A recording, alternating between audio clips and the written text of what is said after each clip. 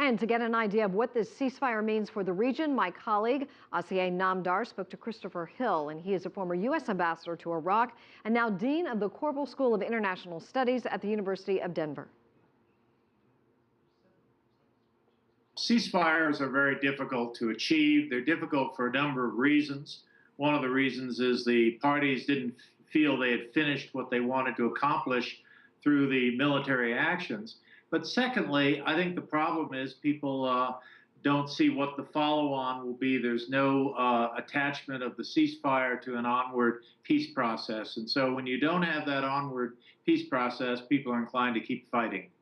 So do you think Israel or Hamas, for that matter, did they achieve their goals? Well, you always have to question whether that was the case. Certainly Israel went in there with an idea of destroying a lot of the infiltration tunnels. They seem to have succeeded to some extent.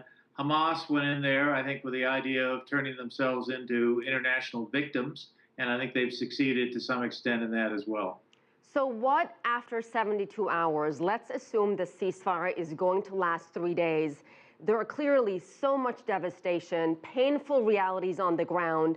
Where do we go from this point? Well, this is a very, very sad situation, and it's not at all clear that we're going to go anywhere after 72 hours. Clearly, the Israelis are pulling their troops out. I think there will be truly an end of hostile actions for the time being. But I think in the absence of any kind of peace process, at sooner or later, I don't know whether it's 72 hours or 72 days, probably hostilities will break out again. Is there a chance or a fear perhaps by what Israelis are doing, you're creating anger and bitterness, hopelessness among the Palestinian youth, which would make them choose extremism instead of moderation? Yes, I think what you're expressing is a narrative that one hears quite a lot. But I'd like to also mention that Hamas's tactic in these kinds of struggles is to fire rockets indiscriminately at populated areas. And I don't think any country can put up with the idea of having 1,000 rockets fired at its civilians for the purpose of killing civilians.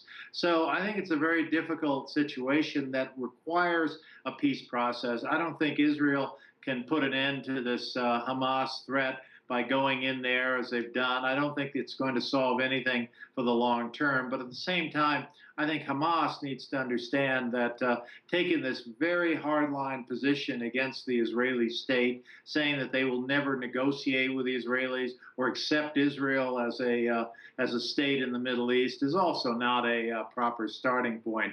So certainly this is a dispute that cries out for international leadership, that cries out for some kind of process going forward, and we're not seeing that. So, Ambassador Hill, can there be lasting peace as long as Hamas refuses to accept Israel's right to exist? I think you put your finger on a very important point. I don't think Hamas can expect to make any progress if they are not going to accept the right to exist of Israel. So I think Hamas needs to get off that position.